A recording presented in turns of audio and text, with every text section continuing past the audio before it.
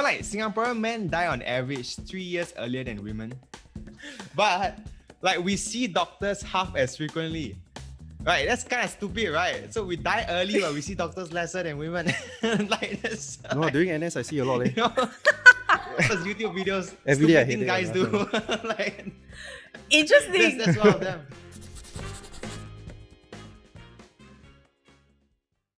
Hi guys. I think there's a couple of things we have to address. The first thing is that there's a monitor with us. But I think I'll address the more obvious difference on the show today in that usually I have like women on the show, but today I have like two males. This also happens to be our 50th episode. We started off being a podcast empowering women to be more open about sharing about their bodies, about their health, removing stigmas around the conversations about basically sexual wellness, right?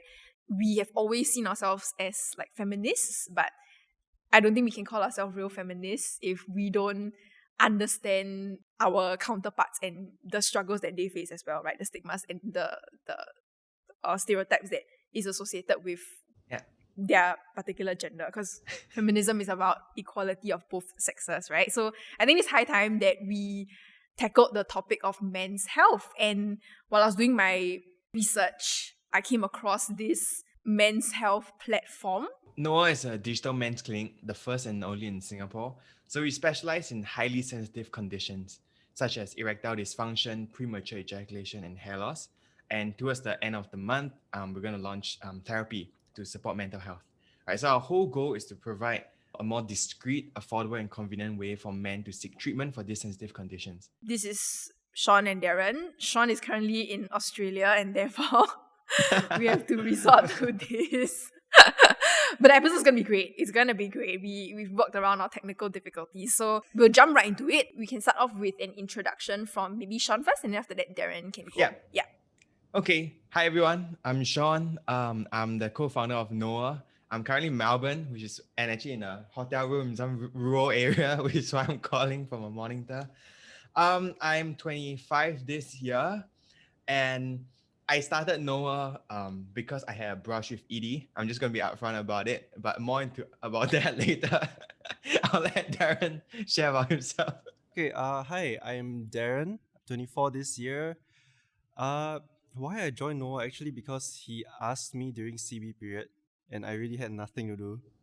So I thought, like, why not? Why not? Okay. One thing that I always do on the show, and because we're called Something Private, is that I will ask my guests to share something private about themselves. Okay, I started Noah because of my own personal experience, my own brush. I don't have ED, just to be very clear. I had a brush with ED. I just want everyone to know. So there's no shame. It happened during a really stressful period in time, right? Where of work, of just didn't take care of my body well, just like having like 4 hours, 3 hours of sleep every single day. And one day, like during sex, it just didn't get as hard. Right. And then for a 25-year-old, now I'm just thinking like, why did this happen to me? Right. Like confusion, frustration, shock. And, I did what every 25-year-old would do in this day and age. I went to ask Dr. Google. Right. So Google, WebMD, you name it. Right. Went down this whole rabbit trail. So this whole episode lasted for a week. Right. So it wasn't until like, I think Friday or Saturday that I mustered the courage to ask a doctor friend. I was like, hey, this thing happened. Right? Like, do I have ED or not? Because at some point I became so convinced I had ED, I was searching for treatment options and clinics. Right? So before I really go into it, which is going to be very expensive, I asked a friend. And then he was like, oh, it's actually normal for guys. Right? Like tiredness, stress in my case, like, changing positions 30 times, right? Can really lose the mood and cause people to go soft, right? I'm not as hard. So after going through this whole, I wouldn't say ordeal, but experience, right? I realized that two things became super apparent to me.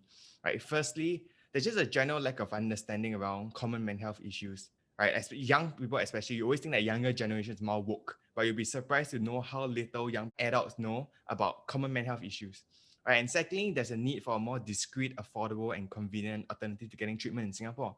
Because back then, with that knowledge that I had, with the experience that I had, there was no way that I would have gone to see a doctor, right? Because it's just too embarrassing, it's too expensive, right? I would just kind of try to live with it, which is why Noah was created.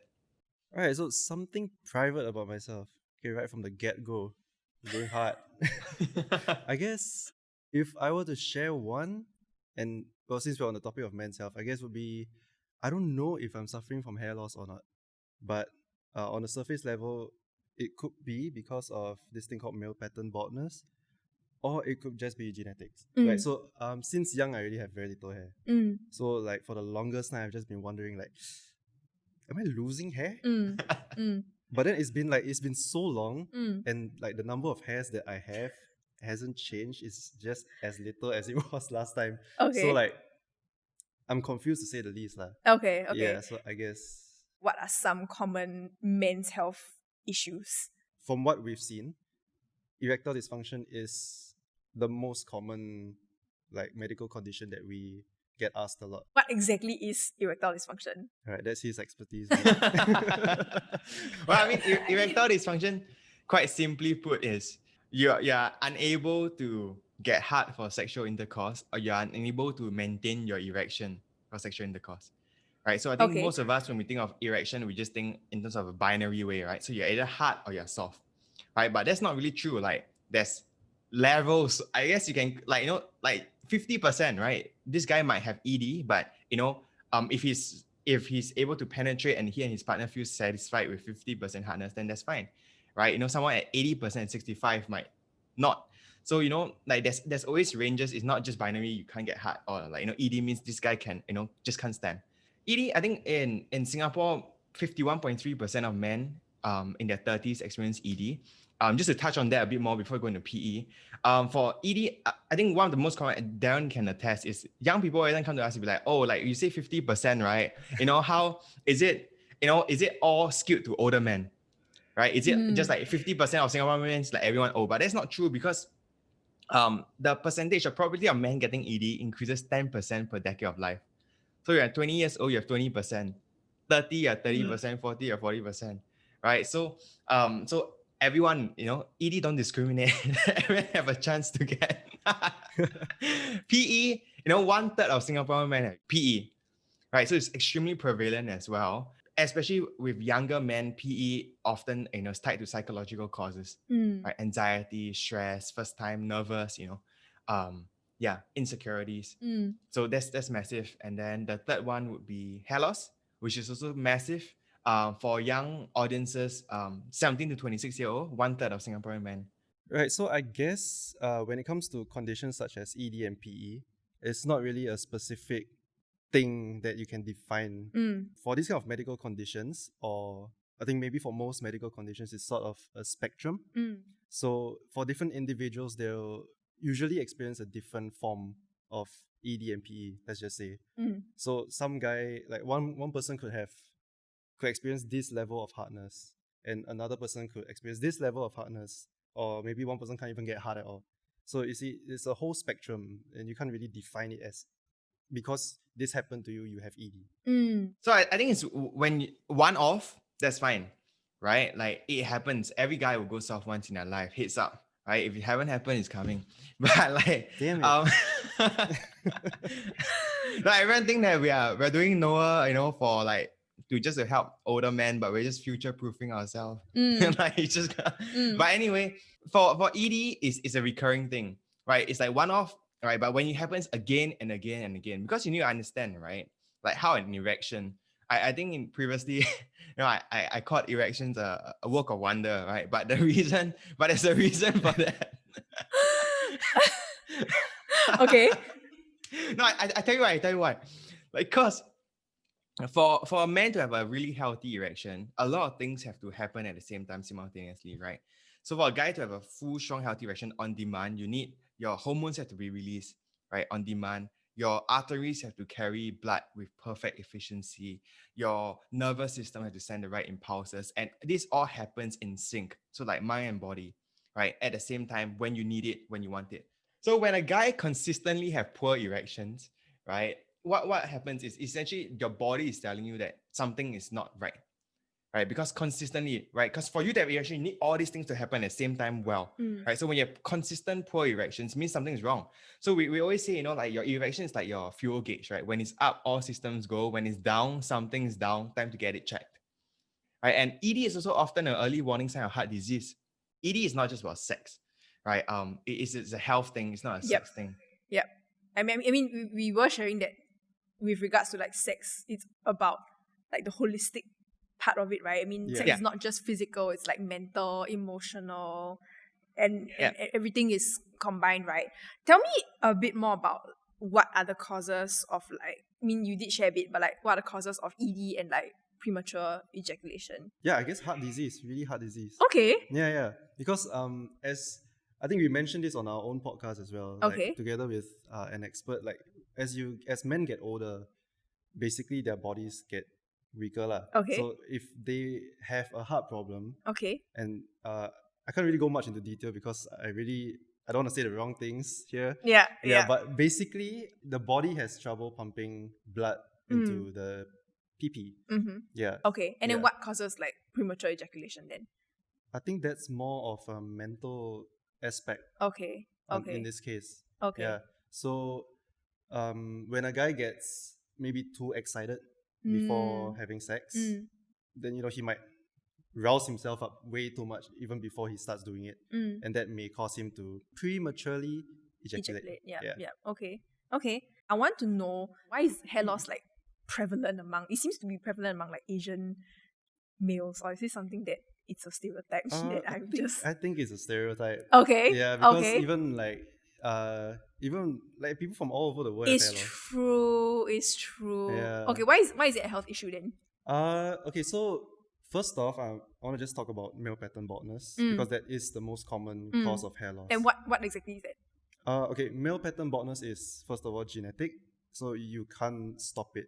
You can try to slow it down, but you can't completely stop it. It's gonna hit you one day if it's in your genes, right? So how male pattern baldness works is, let's talk about in males first. So we have testosterone, right? We produce testosterone, and there's this byproduct of testosterone called DHT. What this DHT does is it lingers around your scalp area, and there are certain areas of your scalp where there are more of these byproducts. Over time, some hairs are sensitive to it. Kinds of shrinks the thickness of each strand of hair. Once it goes past a certain threshold, it just will not. It might not go back. Okay. Let's not say will not. Okay. Yeah, I can see it. I'm dissociating. Right, but the TLDR is that there's a byproduct of testosterone that causes you guys to not be able to grow out hair as efficiently anymore, right? Yeah. And therefore, male pattern baldness. Long story short, yes, TLDR. Okay. And who is susceptible to this, or is it really just? It's really just genetic. There's no like anyone can have it. Okay. Yeah. Okay. So it's just pick a number when you're born. If you're unlucky, then you're unlucky. I think I was unlucky. Not God's favorite. Sorry. Yeah. Okay. So there's also the health aspects, right? So I think most commonly in our society maybe is stress. You hear a lot of people complaining about, going to the doctors to get their hair loss treated because of stress, right?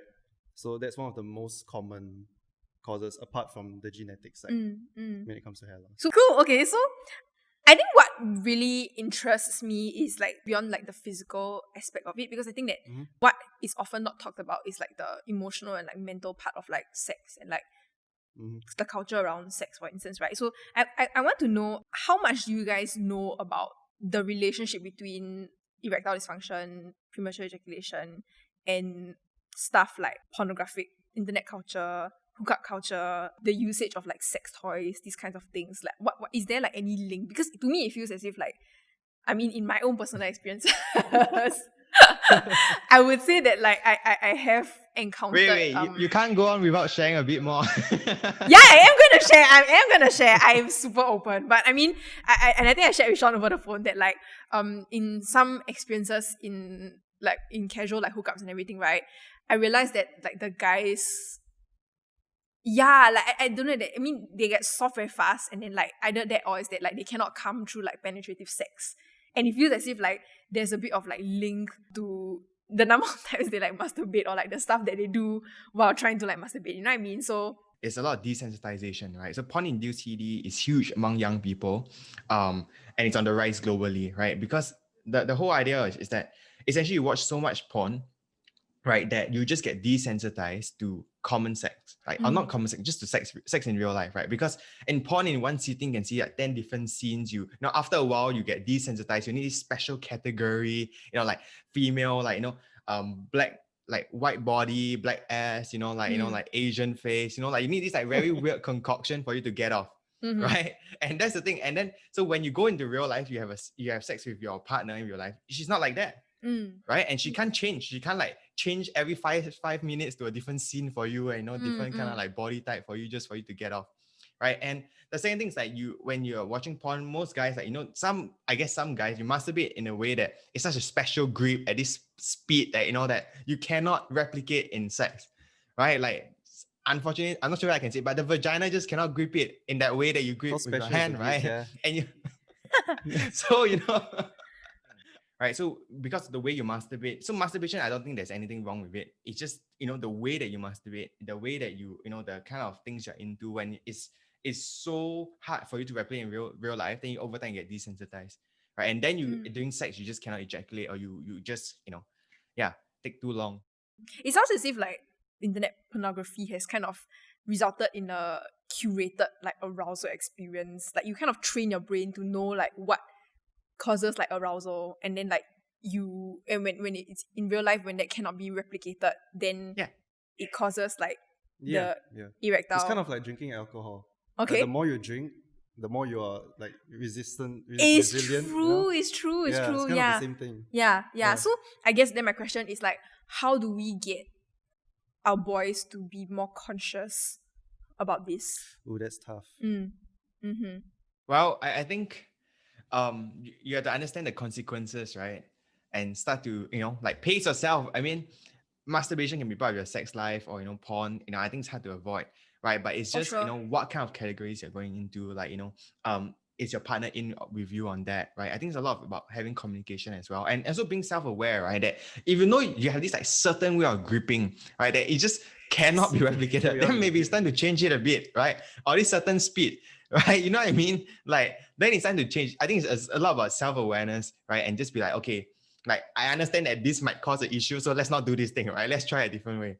Yeah, that's interesting because I mean, like, from your personal experiences also, I guess, like, if it's a more of like a psychological one, then what have you done to kind of make sure that that didn't happen to you again, like that you didn't get ED again? Yeah.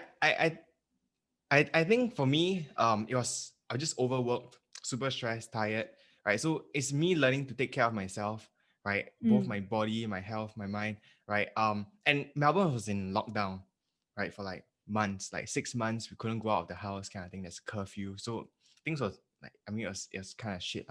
So like, I think what we learned, I learned personally is, you want to work well, but you got to work sustainably. You have to take care of your health because it all affects.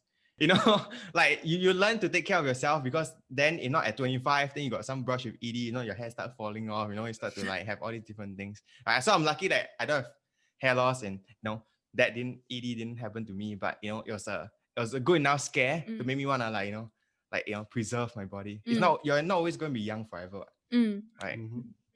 Okay, so my next question is, I guess with Noah and what you guys want to provide, which is discreet mental health services. Yeah.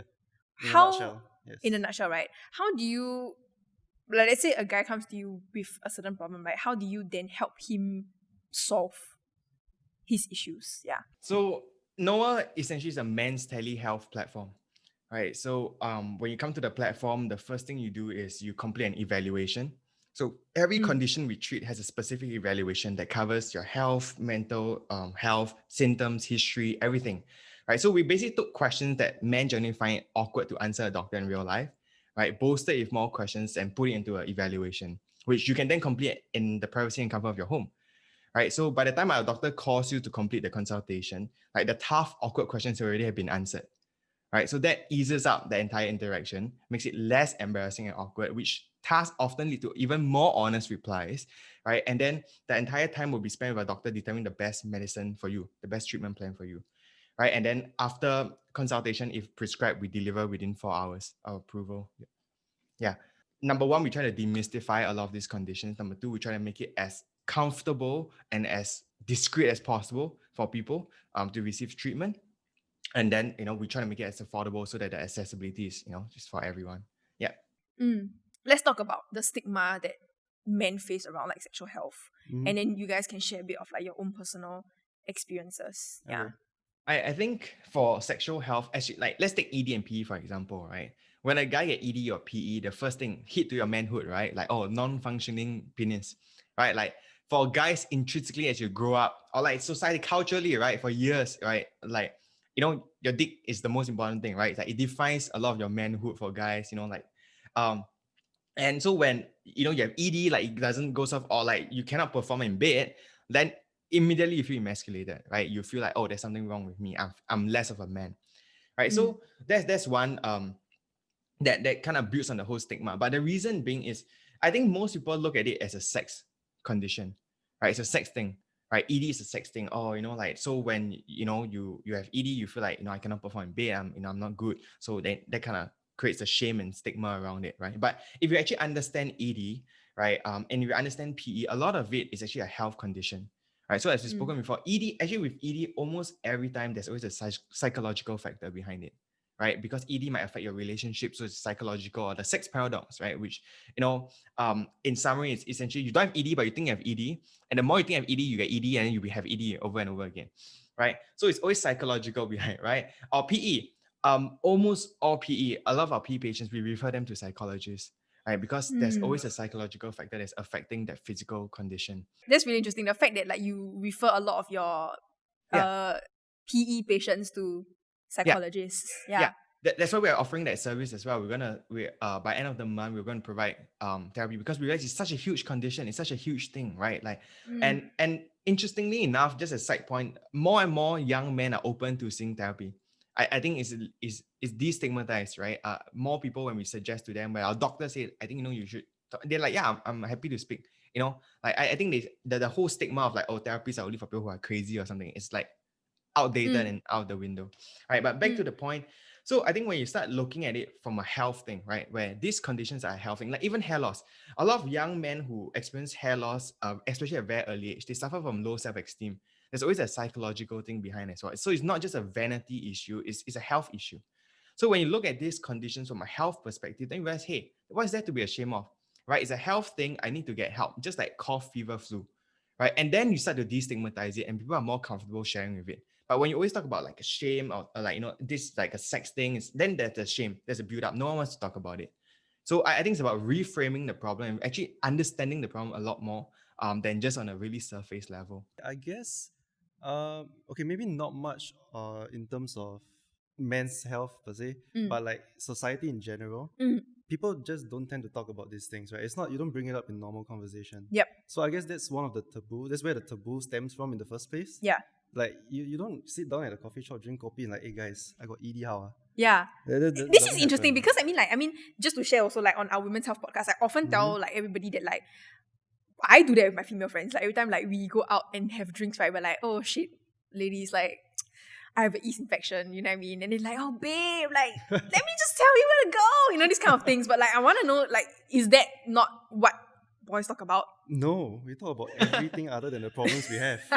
Everything, right? Just not the problems that we are facing. Okay. Yeah, because I guess it's an ego thing. Yeah, because we talked about this a lot also actually. What's it called? Machismo. Yeah, machismo. Yeah, that's what it is. Say again, sorry? Basically, machismo.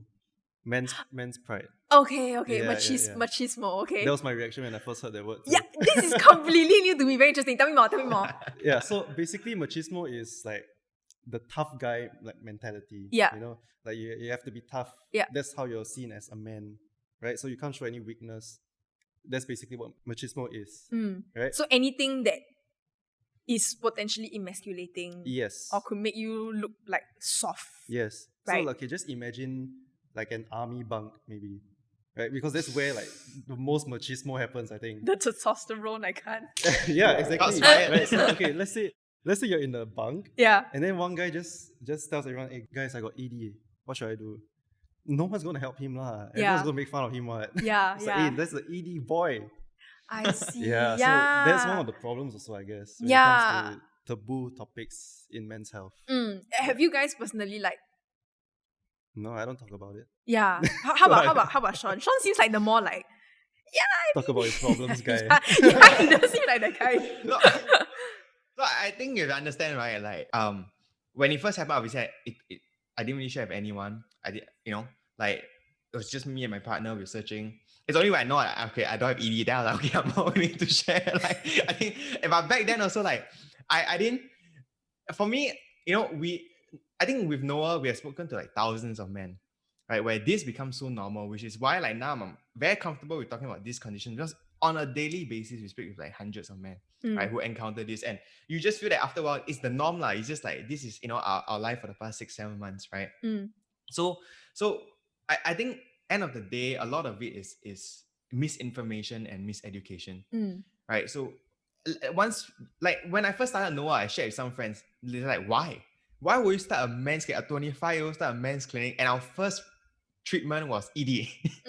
Right, first told Darren, he's like, what? Why? Yeah, like, what ED? Like, you're ED. Like, that's always the first thing, right? But then when you start sharing and start telling them, hey, it's actually more than just, a sex thing. It's not just like some old man, like want to just like, like when you start to understand it's a health issue that is very, very prevalent, right? Then I think people's perspectives start to change. Right, then they'll be like, oh, okay, yeah, I get it why you're doing it, right? You're not just like, a bit crazy or like you got ED. So I think it always boils down to these 2 points. Talking about the whole like masculinity thing, we had this general practitioner who runs a sexual health clinic. You guys work with her as well, Dr. Jess. So she said, and I think this is very true, in that like sometimes guys damn poor thing. It's like your arousal or like the thing that makes you manly is so like visible. You know what I mean? So like the minute like something, I guess, goes wrong or like is unexpected happens, then you guys will be like, oh my god, like it's very visible. You know what I mean? That there's something. We totally do this. Oh my god. Oh my god. Oh my god. What's happening? Yeah, but I think that in itself can be right. Then when the physical is not working, then like you psychologically like, oh my god, shit, like this is happening, and then like you get stressed, and then like the stress affects the erection and stuff like that, right? So it's a downhill spiral. Like it's it true. never stops. There's no getting out of it. It's like crash and burn, right? Yeah. I find it really interesting because I think in the recent few years, the talk around women's health is very different from the talk around men's health, in that when we talk about female health, we're always like, oh yes, it's empowering, there's no like shame, there's this like community mindedness, sisterhood, but like that same kind of community is not experienced with men. So I want to know, maybe share a bit more about that with me, and then how you guys intend to step out of it. Because I think, just to add on, so I feel like when it comes to men's health and women's health, we are starting on very different platforms. Yeah, from my point of view, when it comes to women's health, you think of the conditions, it doesn't really put a person down per se.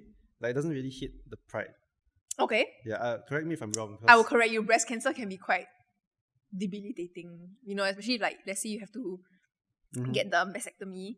That means that you don't have like boobs anymore, but different thing. But I get what you mean. Yeah, as in, it's a health condition, right? Yeah. So if let's say you have breast cancer, people will be like, oh my god. Yeah, nobody's going to be like, you're not it's like, hey, breast cancer, no one's going to do that. What? People will be like, hey, you okay? Are you okay? It's true, you need support? It's true. So, but when you talk about men's health, everything that has to do with men's health generally happens from the waist down. If you know what I mean. So at that point, it is a pride hit, like what I mentioned earlier, machismo. So I guess that's my point of view, which is why for men's health it's more taboo compared to female health. And in your personal experience, I mean, like you must have told like some friends and family that like you're working on this thing, right? What were some of like the reactions? Well, first off, I don't have the problem, so like. So his ego is not hit. Yeah, my ego's not hit. I'm cool. So, but the second thing is, what this company does. Yeah, we deal with men's health, but beyond the surface level, we are actually helping people, right? At our core, we help men feel more confident in their daily lives, right? Not just in bed, maybe. Like, if a man has erectile dysfunction, knowing the fact that he can get hard if he wants to, gives him a huge confidence boost, I would think. Yeah. Cool. And women now, the trend and it's a great thing, which is more and more women are being self-empowered to take control of their own body, right? Where they're not ashamed, like, I have periods, so what? Let's talk about it, right? It used to be, like a taboo, hush hush kind of thing, right?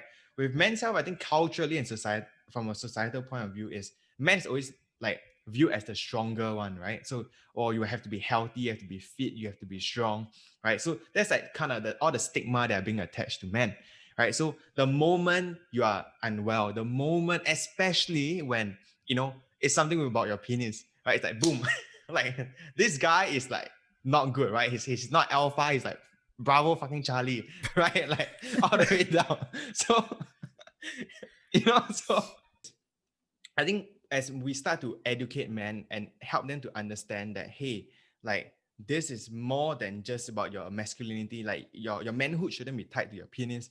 Like there's a lot more. It's a health thing. Do you shame someone for having a cough? You don't. Do you shame someone for having flu? You don't. So this is equally as common as cough and flu. So why do you shame? Right? And I think what we also try to do at Noah is, which is why we start Ordinary Folk, is we try to change the conversation. Right? We want to make it more common for men to talk about stuff and be like, it's okay, right? Like, and we will fine. It's awkward for us at the start, but over time, our goal is you start talking about more and more of this kind of stuff, and the men will be like, all right, it's fine, right? I can talk about addiction, I can talk about sexual health, I can talk about hair loss, and then it becomes normalized, right? And then that's when you start to normalize it on a wider scale, then people start to change their perspective on it. I just want to say I love this. When we first started the podcast, I think a lot of people were like, oh, why don't you tackle men's health? Because like it seems as if there's a lot more stigma around there. But like I feel like it's very different if a woman comes and says like, hi, this is what you guys should be doing, versus like you guys taking charge yourself to be like, this is how we want the conversation to go. And like embracing, I guess, a more like softer side of you. It's very important to me. I feel like it's very important. Yeah, I mean like when you guys start to embrace like a side of you that's more vulnerable, then the relationship between men and women improve also. You know what I mean? Yeah, it's a whole like chicken and egg thing. It's so important. Like Singaporean men die on average 3 years earlier than women. Oh no. Right, that's the truth. Great. Oh, sorry, wrong side. But like we see doctors half as frequently. Right, that's kind of stupid, right? So we die early while we see doctors lesser than women. Like that's like, during NS I see a lot. All those YouTube videos, Every day stupid I thing hate guys it, do. Like Interesting. that's one of them. Yeah, I mean, I just want to put it out there, right? That it's just like there's nothing emasculating about going to a doctor. It's really nothing. When like a heterosexual couple has sex, I guess the guy is always expected to be the one to perform, you know what I mean? And then the girl is just like, and I would really admit this, like I think that a lot of times the girl just like lays there and expects to be like worked on, which is something that Dr. Jess has mentioned on our podcast as well, is that like, yeah, the guy is expected to be the one that runs around and like does all the work and like runs around. Damn, what kind of sex are you having? The best kind, okay. But yeah, I mean, is this something that you guys can relate to as well? I mean, most of the time the joke is the starfish position, right? Just like starfish. I don't move. Starfish. What kind of sex is he having? Yeah, dude. I would say personally, generally, prior to studying Noah and like learning about all these different things, I generally thought, like the onus is on the guy, right, to make the girl orgasm, to make you orgasm, to do well, like everything's about you. So even our chat with Dr. Jess, it's not true, right? Where sex, even orgasm, should be owned by both parties, right? The onus shouldn't be on the guy to do everything, and that's why there's so much pressure, right? Which is hold back to the whole ED thing, which is, that's why the moment you cannot perform or you cannot reach that level, then you just feel like, oh shit, like I'm not that much of a man, right? And it's shameful and it's embarrassing, and then it just leads to this whole cycle down. So yeah, I mean, when I first had sex, I guess, yeah, that was kind of the mindset, right? That it's just like, okay, guy, you have to do everything, make sure you're like fucking like. Yeah. Which then brings me to my other point, in that like, I think men and women are held to a very unequal standard, and I feel for you guys a lot, because I think that there's this expectation that like guys have to be experienced in bed. And then the inverse is true, right? That the girl has to be like a virgin, right? She has to be like virginal. The best is she's never had sexual experience. But like I guess nobody really wants to date a guy who's never had any sexual experience. You know what I mean? Yeah. To a your certain thoughts. extent, yeah. But then again, I know some of my female friends, I've asked them before, and they say they would prefer if a guy was a virgin. So that was Just me weird to then. Sorry. You're wild. Way too wild. I have high expectations. Yeah, okay, but just I guess girls tend to be more shy in the first place compared to guys. I mean, not saying there are no shy guys or there are no confident girls, but guys also tend to be more on the like I don't want to say controlling, but dominant side. Like they're more dominating in a sense. Not I feel like not this is super a dominating, you know. But I feel like this is a societal expectation thing. Yeah, That it goes back to like guys are expected to be the dominant one, and then girls are supposed to be like the expectations aside. I think most guys in general, the way they act, the way they feel, is more on the dominant side to start with. Do you agree, Sean? Yeah, I think culturally, yes. No, not Generally, culturally. Okay, right? people Guys, aside it's all the Culture Standard aside, expectation. culture aside. just guys like at the baseline. um Someone doesn't want to I admit. think- Someone doesn't want to admit. His I wanna say yes, but like deep down I feel that that's not true. Where guys just Okay. pretend to be dominant, but in behind closed She's doors, that's digging not it. She's true. really digging it. It's a human thing yeah. lah. People just want to be vulnerable in front of each other. Mhm, There are times just you be want to be like the big spoon, love. there are times you want to be the small spoon. That's that. Normalize that. Normalize Normalize that. that. Sometimes I want to be the big spoon. Okay. Sometimes I want to be a fork. Why not? Can't be me. Dare you dating. All right, moving on. Okay. For men, the problem is about awkwardness, about discretion, embarrassment, right? Essentially, that's what's stopping men from seeking treatment. But the thing is, it's still available, right? Whereas for female, it's about accessibility, right? Emergency birth control, contraception. You know, like for a female to go to a clinic and be like, oh, you know, the GP might be an older man, you know, they judge you when you get birth control or like you get emergency contraception, So you're common. 25 and the GP be like, I need to tell your parents, does your parent know about this? You're like, I'm a 25-year woman who's in charge of my health. Why do I need to, you know? So I think the consciousness is slightly different whereas it ultimately there's still a lot of embarrassment, you know, but I think it stems from two different things, right? One is people judging you, or even the doctor at times judging you, and the other one is just you feel you're being judged, right? Like ED, PE, right? Oftentimes it's like the by the way condition, right? So what doctors used to say is like the patient will come in, talk about cough, flu, fever. You reach the door, turn around, by the way, I got ED. And then that's actually what they're coming here to seek treatment for. It's really called by the way conditions, right? Where female is straight up, you just feel judged. Like, you know, they like give you those looks like, oh, why are you so sexually active? You know, you're buying birth control now, you know? Yeah. So it's different, like I think, but there's still a lot for society to kind of evolve and grow as we mature. Yeah. Yeah. I really like that. I really, really like that. That was great. Yeah. Our listeners are predominantly female and between the ages of like 18 to 35. With that in mind, do you guys have anything that you want to say specifically to maybe women on like the issue of men's health? Well, yeah, first of all, maybe you could read up more or you could listen to our podcast. We talk about men's health a lot. Very great plug. Did I do good? Did I do good? I'll cut it out. Kidding. No, I think this is great. I think this is great. I would definitely, This plug wasn't approved. I'll definitely link the podcast. I think it's great. Yeah. Okay. But anyway, I think what we're trying to do here is to make men's health not only less taboo, but also less of a thing to make fun of, right? So I'm not sure if there's any girls out there who maybe make fun of their partners or anything for having like ED or maybe scold them for having premature ejaculation or hair loss even, I don't know. Like, why would you scold your partner for having hair loss? But I don't know, right? You do you. But yeah, so that's what we're trying to do also, like to get past that comedic aspect, I think. Like it's not something to make fun of, it's borderline bullying. Like it could develop into something worse, to be honest. Yeah. So yeah. Yeah. I think to really to add on to Darren is, I think for females is having the frank open conversation, right? No judgment. Talk to your partner honestly and be like, tell them it's okay. I think guys, okay, so just think about ED, which we didn't touch, is when a guy get ED, the girl always straight away think that it's her fault. right? I'm not attractive enough. He's cheating. Guys will be like, fuck, it's my fault. Like, I'm not man enough. So both people feel at fault, and the whole mood is like pretty shit, right?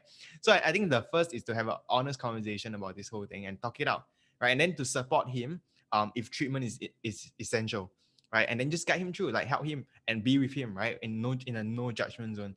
I think that's I think one thing that all guys would want and really feel appreciated, you know, that the goal doesn't make you feel less of a man because you already feel less of a man because of the condition. And girls, don't take it personally. It's not you, right? It's not you. It's not him. you, it's me. Like, yeah. You gotta flip it. It's not you, it's me. Yeah, clowns there. Okay. Yeah. Okay, cool. I think that was a great episode. I really learned a lot. Thank you. Thanks for having us. Thank you. Bye-bye.